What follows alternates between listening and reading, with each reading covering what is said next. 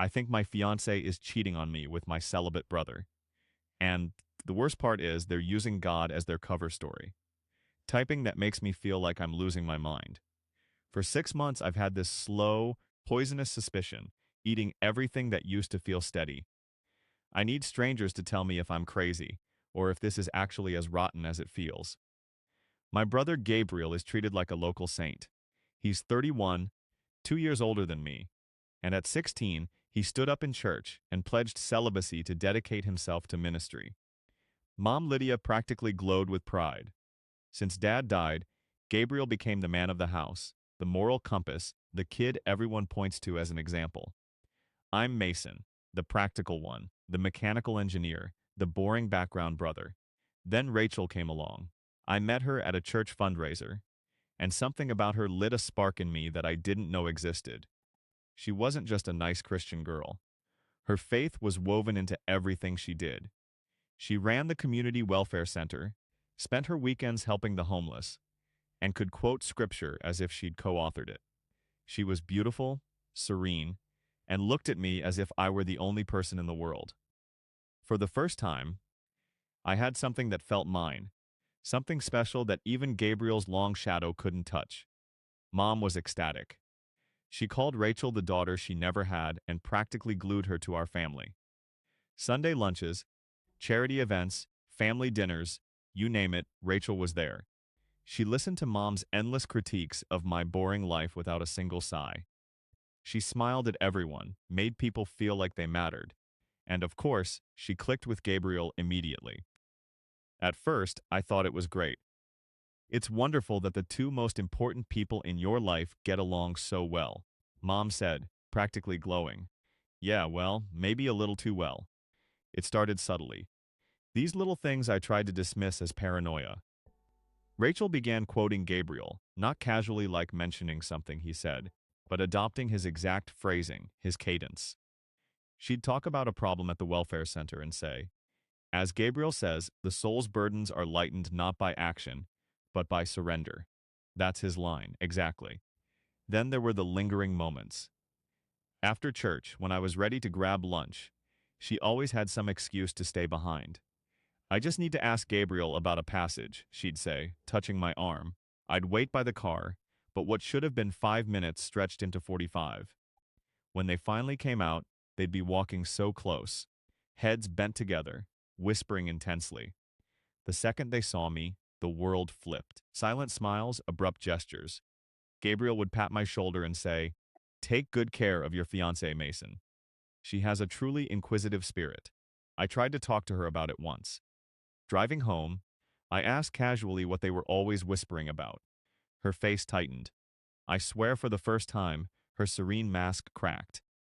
You're being ridiculous, she snapped. Then she explained sharply that they connected on a spiritual level that my logical engineering mind just couldn't grasp. You should be happy for us, Mason, she said. Don't tarnish something so pure with your insecurity. And I felt like an idiot. She was right, wasn't she? I questioning the bond between two people so obviously devoted to God. I'm just a guy who spent his days with blueprints and stress formulas. What did I know about the soul? Gabriel was a man of God. Rachel was a woman of faith. I was just the jealous guy who couldn't appreciate purity. But it didn't stop. At a family barbecue, I saw them on the porch swing away from everyone else. Rachel's hand rested lightly on his arm, and they shared a look that was not spiritual. It was charged. When I walked over, her hand jerked back, and Gabriel launched into a loud story about the church bake sale. The shift was instantaneous, like a switch flipped, and everyone else was none the wiser. Mom, of course, saw nothing, or she saw exactly what she wanted. To her, their closeness was proof that Rachel belonged in our family. It shows she respects our family's values. Mason, she said, giving me a look that made me feel like I was failing some invisible test. The engagement party was 6 months into our relationship. Mom planned every detail. Gabriel gave a toast, and of course, it wasn't about Rachel and me as a couple. No, it was all about Rachel. He called her a rare gift with a luminous spirit and said he was eternally grateful she was brought into our lives. Everyone swooned. Rachel was crying, but not at me. She was looking at him. Now we're supposed to be setting a wedding date. Mom's already picking flowers, pushing me to get a home for Rachel and me. Rachel talks endlessly about purity, lifelong commitment, and devotion, and all I can see is how her eyes follow Gabriel across a room. All I hear is the silence when I walk in on one of their spiritual conversations. I have no proof, only moments that feel wrong, gut feelings screaming at me while everyone else sings hymns. If I confront them, I'm the villain. The jealous, insecure fiancé who can't stand to see his fiancée have a friend. The bitter brother forever in the golden boy's shadow. I'd tear the family apart over a feeling. But if I ignore it and go through with the wedding, I'm signing up for a lifetime of being a third wheel in my own marriage. The thing is, the more I try to rationalize, the worse it gets. Yesterday, Rachel asked me to help with a charity event, then vanished for 45 minutes with Gabriel, whispering, leaning close. When they came back, she looked at me, smiled, and said, "He just gives the best guidance." I wanted to throw the damn plate I was holding. I wanted to scream, "Why are you acting like this with him?" But instead, I muttered, "Glad you got the guidance you needed," and walked off because what would I even say? I can't tell anyone else. Friends would think I'm nuts. Mom would lose it or worse, think I'm the problem. I feel trapped. Every time I see them together, a knot tightens in my chest. Every time someone compliments their bond, I feel more isolated. I want to trust my fiancée. I really do. But everything in me is screaming that she's not just a friend to my brother. So, here I am. Reddit, confused, paranoid, desperate. A fiancé who seems perfect but maybe isn't. A brother I've idolized all my life, but might be hiding something monstrous. A mother who worships them both. I'm drowning in a storm I can't name. Am I the fool thinking the worst about two people who are supposed to be the most pious in my life? Am I letting my own insecurities run wild? Or is my gut right? What do I do when the people who are supposed to love me are maybe lying to me in the name of God? Because I can't keep feeling like the shadow in my own life. Something has to give. Comment, man, I'll be honest. This kind of sounds like you're spiraling without real proof. Like, yeah, the vibes are off, and I'd be side-eyeing too, but all you've got right now are gut feelings and body language. It almost reads like you're jealous of Gabriel more than actually catching them in the act. Not saying you're wrong, but if you keep poking without evidence, you're going to look like the crazy one, not them. Get receipts before blowing it up. Update 1. It's been a week since I posted, and I read every comment. You all told me to trust my gut and get proof. So, I did what you suggested. And last night, everything changed in a way that makes me want to throw up and laugh at myself for waiting this long. The last 7 days were tense. Rachel got clingy, talking non-stop about wedding plans and how blessed we were. She kept touching my arm in a way that felt like reassurance and also a warning. Gabriel started avoiding eye contact, which is new. He's always been the type to stare right through you when he's manipulating a story. They both were acting as if they knew I was doubting their closeness. But then nothing in this world stays hidden so long when one is trying hard to show what they are not in actuality. At the fall festival, I played the supportive fiancé, folding chairs and smiling while they worked the crowd like co-conspirators. When the event wound down, Rachel said she needed to stay to help clean and counsel a girl having a crisis of faith. She kissed my cheek quick and safe and told me not to worry. I told her I'd wait in the car and read. Her smile faltered like I'd asked something unreasonable. That look nagged at me the whole time. I waited an hour, then 90 minutes. My text went unread. The parking lot emptied and the lights blinked off. I told myself to breathe, to be decent, not to follow my worst instincts, but the knot in my chest won. I crept toward the side of the church, staying in the shadows by the old oak. There they were, not cinematic. Worse, because it felt normal. Rachel leaned against the brick, hair mussed, blouse untucked like she'd been moving fast. Gabriel stood close, hand planted on the wall above her head. They were talking low, faces inches apart. Then he leaned in and they kissed. It wasn't a quick peck. It was slow and familiar, like two people who'd rehearsed how to make it feel private. My lungs compressed.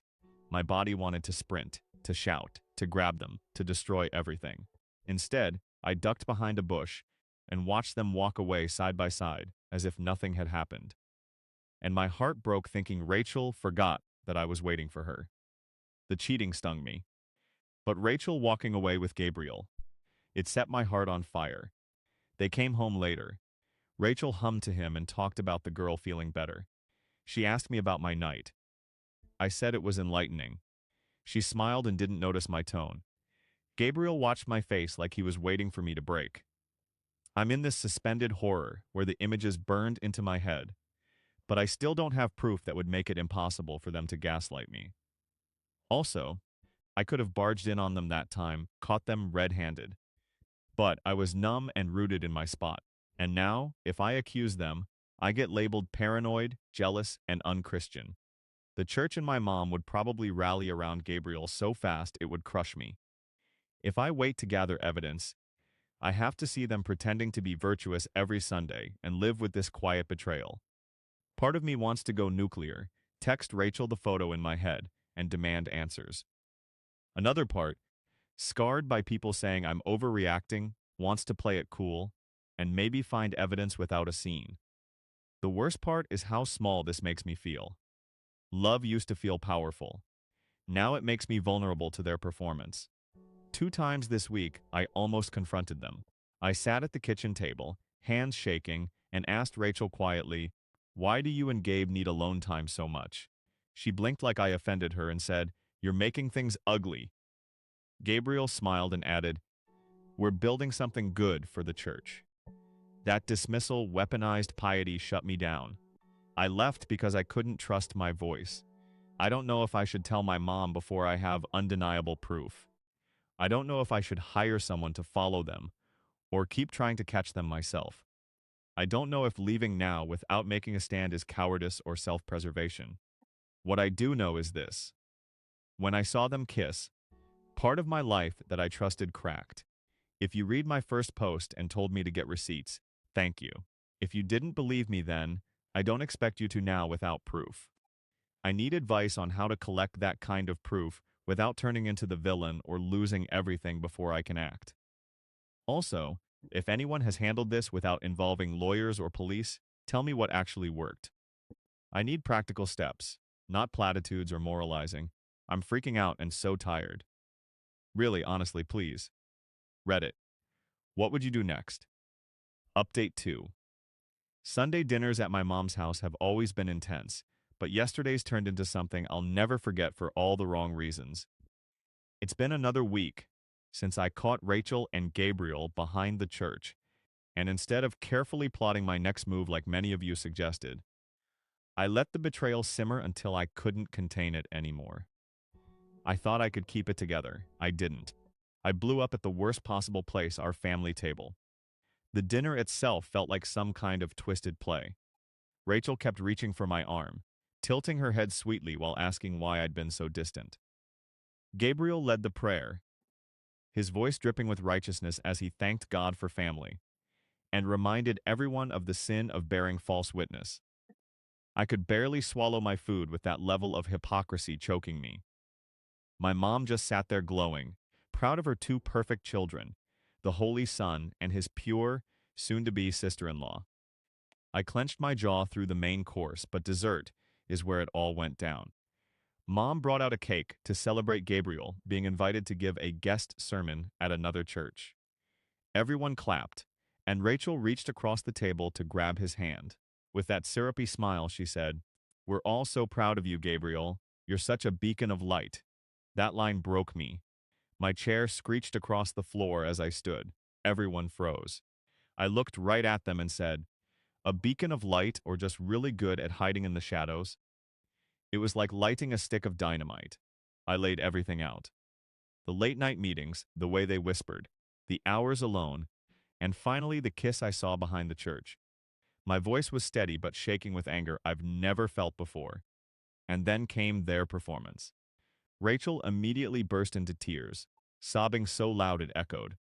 She turned to my mom and choked out that I'd been paranoid and cold, twisting innocent moments into something vile. She said Gabriel had only hugged her and prayed with her, because she was overwhelmed by my erratic behavior. Gabriel, on the other hand, didn't even flinch. He put his fork down slowly, looked at me with that saintly disappointment, and said, "Mason, I'm praying for you. Jealousy is a sickness, and it hurts me that you desecrate our bond with these accusations." His voice never rose. He just let the weight of his reputation crush me.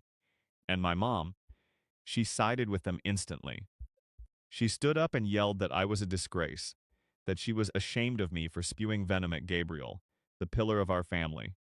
And Rachel, the woman who was about to be part of it, she wouldn't even look at me. Her focus was on comforting a crying Rachel, while Gabriel sat there silent and holy. I had no evidence, no photos, no recordings, nothing except my word, and that wasn't enough. They painted me as unstable, and I practically handed them the brush. I walked out before I broke down completely, got in my car, and drove until I landed at a cheap motel an hour away. My phone hasn't stopped buzzing. Mom's been demanding I apologize for my disgusting outburst. Rachel sent me a long emotional text about how she forgives me, how she wants to help me through this dark time. Even in writing, she plays the role perfectly. So, here I am sitting in a sterile motel room, feeling like I just got played in the worst way possible. They won this round. Now I don't know what's next. Do I break off the engagement and accept being the black sheep forever? Or do I try to fight for proof, even though they've already built a narrative that makes me look insane? Because right now, all I know is I'm losing everything, and they're walking away looking holier than ever. Update 3. 2 weeks. It's been 2 weeks since my family unofficially excommunicated me, and the silence has been louder than any sermon. After my public meltdown, I realized yelling at the dinner table wasn't winning me anything. My mom stopped talking to me properly, and only talked when it was needed. My aunts whispered at church, and Rachel started telling everyone she's praying for my troubled soul. So, I packed a bag, moved into a tiny rental, and told everyone I needed space to work on myself. They took that as proof I was guilty. They were wrong. I'm an engineer, not a detective.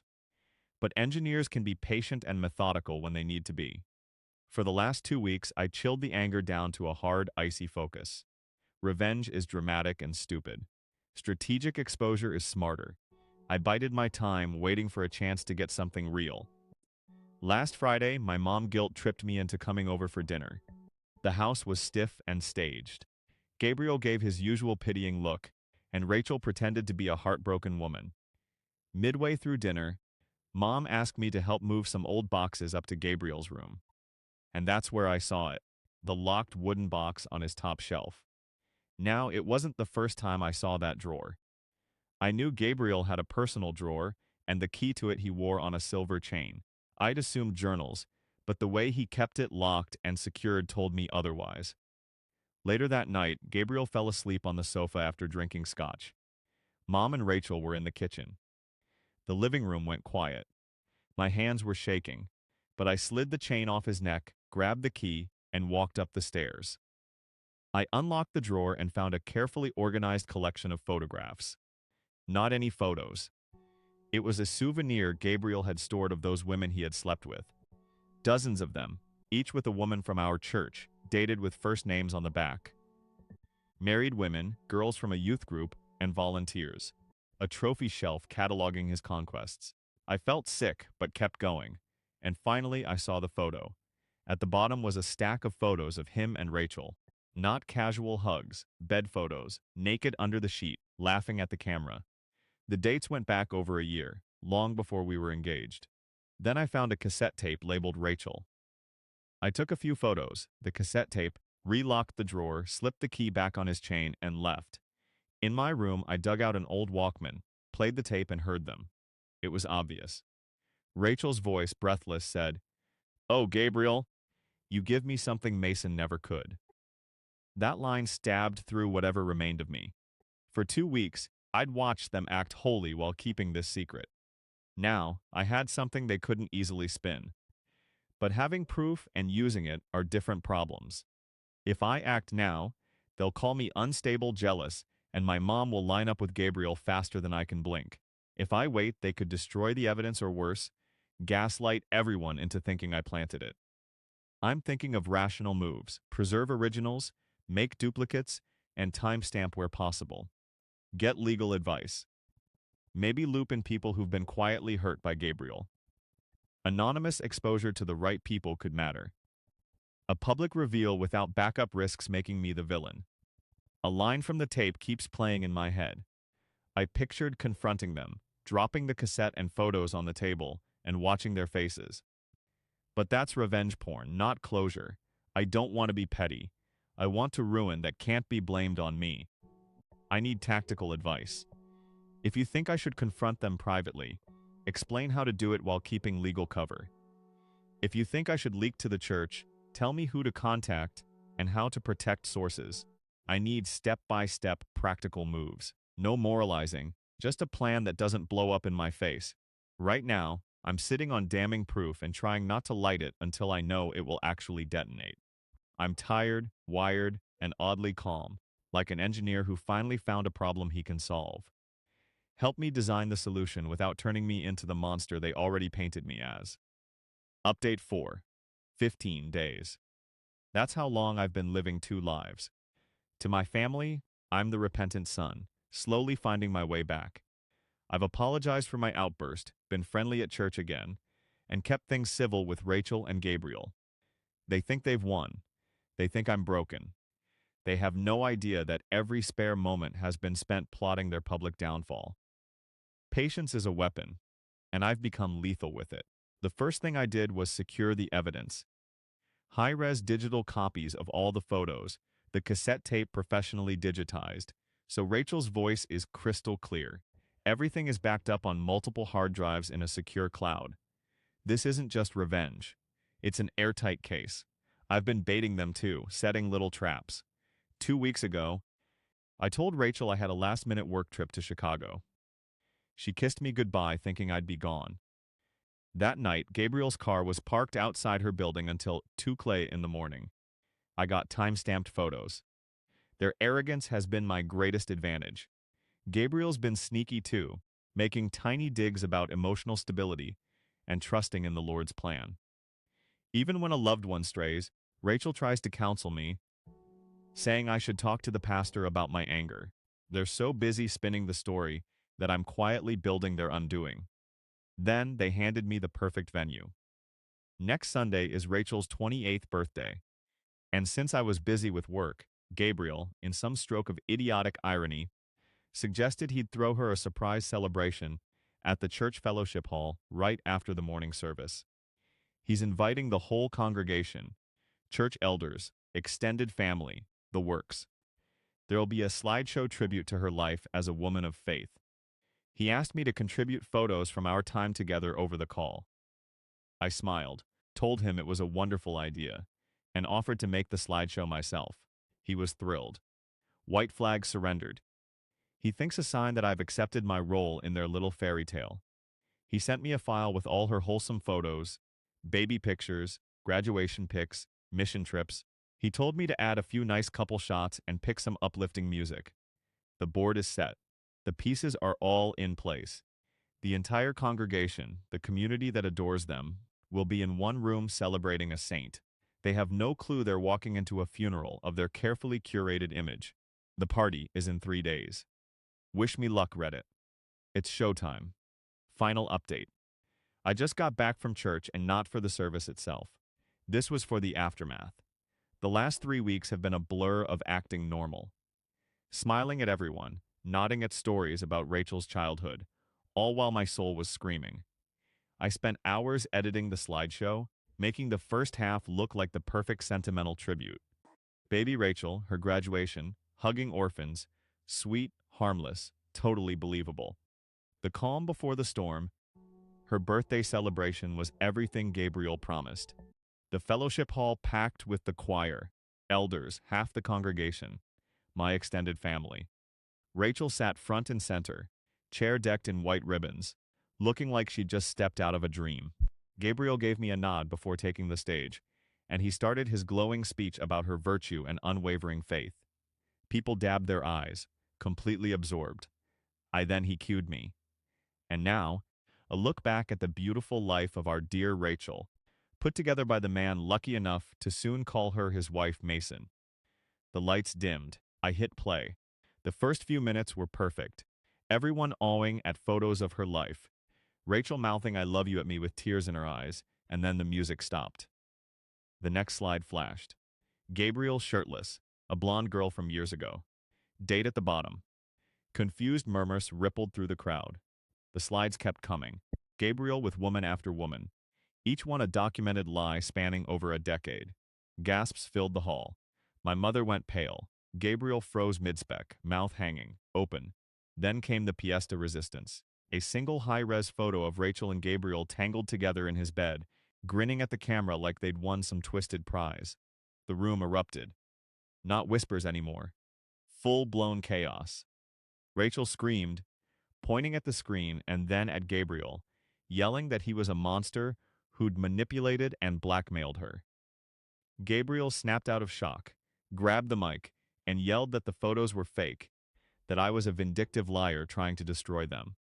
Accusations flew back and forth, the room vibrating with outrage. And then I played my final card, spacebar.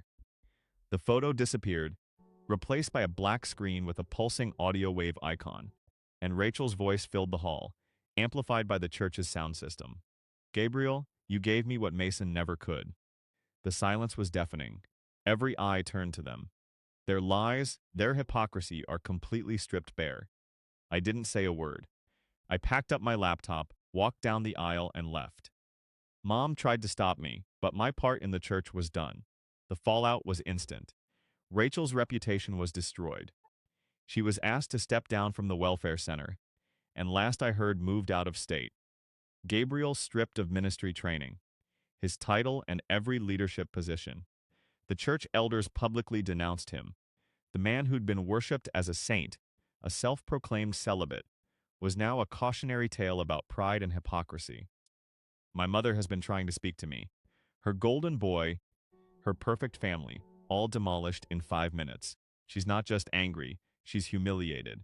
The family is shattered. And now she wants to hold the only positivity in her life, me. But I was done with this crap. I'm free. The weight of their deception and my own doubt is gone.